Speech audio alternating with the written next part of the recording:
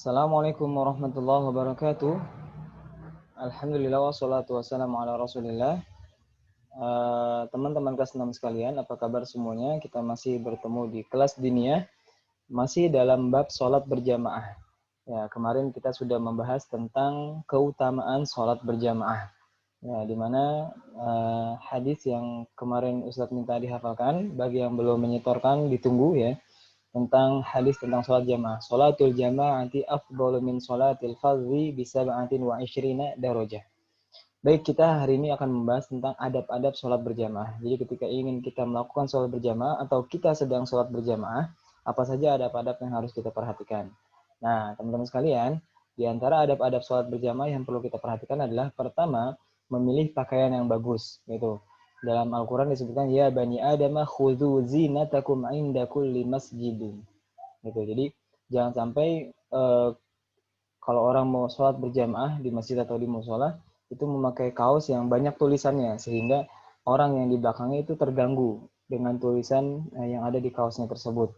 Itu atau kaosnya warna-warni gitu. Ya, itu jangan sampai mengganggu kekhusyuan jamaah yang lain seperti itu. Jadi memakai pakaian yang bagus dan juga jangan sampai pakaiannya agak berbau ya. Jadi belum dicuci atau pakaian yang sudah berhari-hari ketika dia masuk masjid maka aromanya akan mengganggu jamaah yang lain gitu. Bahkan kata Rasulullah jika seseorang itu habis makan bawang ya, itu kan bau aroma mulutnya gitu. Hendaklah jangan mendekati masjid gitu. Artinya suruh dibersihkan dulu, diwangikan dulu gitu. Supaya karena kita berjamaah itu sholat dengan orang lain gitu. Jangan sampai mengganggu orang yang di sekitar kita. Nah, yang kedua, teman-teman sekalian, adalah berwudu dari rumah sebelum berangkat. Ya. Dalam sebuah hadis disebutkan, barang siapa yang bersuci dari rumahnya, kemudian berjalan ke salah satu rumah-rumah Allah atau masjid atau musola, untuk menunaikan salah satu dari kewajiban-kewajiban yang Allah wajibkan, maka kedua langkahnya, itu yang satu langkah menghapuskan dosa, yang satu langkah lagi mengangkat derajatnya. Jadi teman-teman kalau kita udah wudu dari rumah, terus menuju ke masjid, atau musola untuk sholat berjamaah, itu kata Rasulullah, langkah yang satu itu menghapus dosa, langkah yang satu lagi mengangkat derajatnya. Jadi perjalanan kita menuju masjid itu, yang satu menghapus dosa, yang satu mengangkat derajat kita. Gitu. Luar biasa, Masya Allah. Yang ketiga adalah berdoa ketika memasuki masjid dan keluar dari masjid. Teman-teman sudah hafal doanya ya. Allahumma ftahli abwaaba rahmatik. Itu kalau kita hendak memasuki masjid. Yaitu adalah ya Allah, bukakanlah pintu-pintu rahmatmu. Allahumma ftahli abwaaba rahmatik. Bukakanlah untukku pintu-pintu rahmatmu.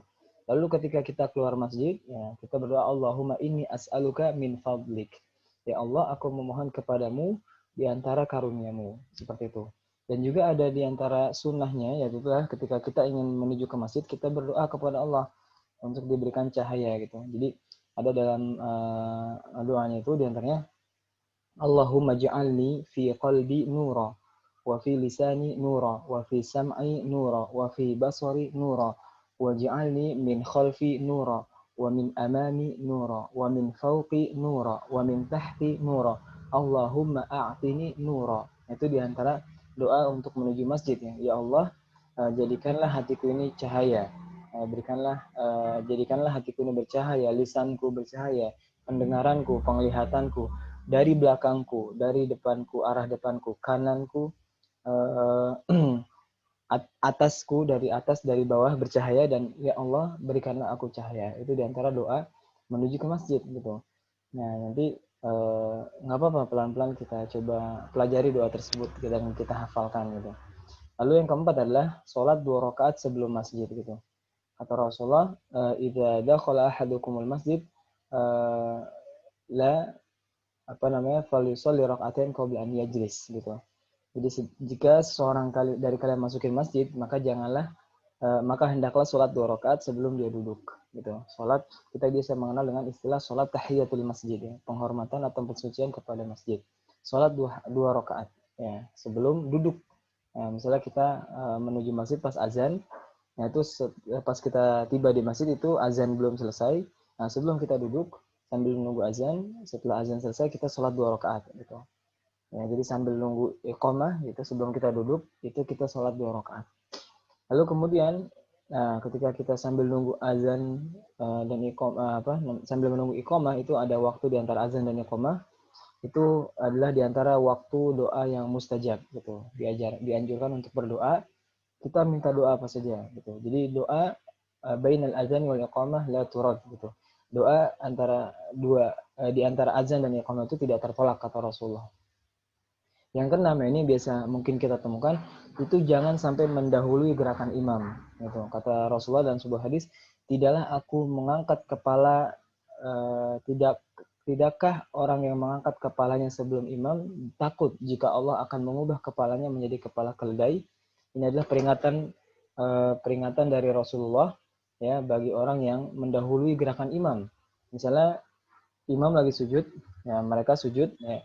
Kemudian ketika ingin perpindahan rokaat kedua gitu, imam mengucapkan Allahu Akbar untuk rokaat kedua, lalu orang ini sudah diri duluan gitu sebelum imam gitu. Itu namanya mendahului gerakan imam. Atau ketika ruku sebelum imam mengucapkan sami Allahu liman hamidah, atau ketika imam sami Allah dia udah langsung diri. Nah, itu mendahului gerakan imam. Kata Rasulullah, tidakkah takut orang tersebut yang mendahului gerakan imam jika Allah nanti ubah kepalanya menjadi kepala keledai gitu. Itu naudzubillah min dzalik. Yang ketujuh adalah adab di antara berikutnya adalah tidak lewat di depan orang yang sholat gitu. Jadi kalau ada orang yang lagi sholat, misalnya orang tersebut masbuk ya, sholatnya terlambat, kemudian kita udah selesai duluan nih, kita mau keluar, nah jangan sampai lewat depannya gitu. Kalau bisa memutarinya gitu, atau bagi kita yang sedang sholat gitu, kalau bisa menaruh sutroh, kata Rasulullah disunahkan menaruh sutroh pembatas ya di depan kita untuk kalau orang mau lewat itu tidak masalah karena ada pembatasnya. Tapi kalau untuk sholat berjamaah maka pembatasnya itu yang tidak boleh dilewati adalah imamnya. Jadi misalnya kita berada di saf pertama, ya kita ada di saf pertama nih, terus kita batal entah itu kita uh, buang angin gitu. Wah kita bingung nih mau keluar gimana, kan kita ada di saf pertama, sedangkan di belakang itu banyak orang. Apakah boleh? Boleh.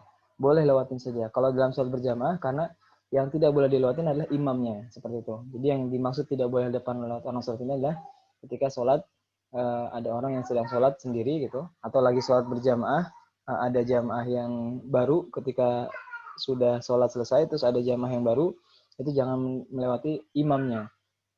Tapi kalau dia lagi sholat sendiri jangan dilewati di depannya gitu. Kata Rasulullah, "Lau ya'lamul mar'u baina yaday musalli madza 'alaihi lakana an yaqifa arba'in khairan lahu min an yamurra baina yadayhi." Kata Rasulullah, seandainya orang yang lewat depan orang yang sholat itu mengetahui dosa yang ditanggungnya, misalnya dia memilih berhenti selama 40 tahun gitu kata Rasulullah. Jadi maksudnya adalah lebih baik kita tidak melewati orang yang sedang sholat gitu karena itu dosa. Kata Rasulullah, jika orang itu mengetahui dosanya, maka dia lebih baik memilih menunggu daripada harus melewati orang yang sedang sholat tersebut gitu. Ya, itu lebih baik baginya daripada lewat di depan orang yang sedang sholat. Nah, teman-teman sekalian, itu adalah di antara adab-adab sholat berjamaah. Jadi mudah-mudahan nanti setelah pandemi ini selesai, misalnya teman-teman yang biasa sholat berjamaah di masjid, atau sekarang yang masih takut menjadi di berjamaah di masjid gitu, nanti kita bisa terapkan ya hal-hal ini, adab-adab ini.